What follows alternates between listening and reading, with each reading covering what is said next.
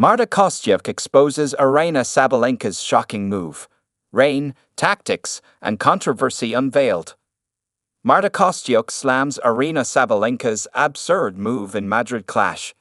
Ukrainian tennis player Marta Kostyuk has not held back in criticizing Aryna Sabalenka's controversial decision during their recent match in Madrid. The world know.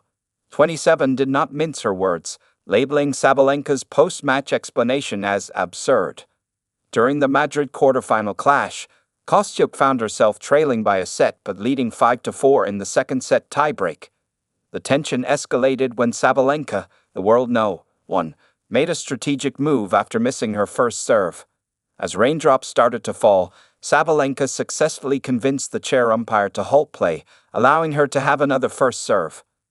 Kostyuk was visibly displeased with the turn of events, expressing her frustration with the decision to pause the match and grant Sabalenka a second chance at a first serve.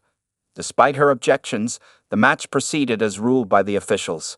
In a candid interview with Ukrainian tennis, Kostyuk shared her perspective on the contentious moment, stating, "Situations like that are tricky.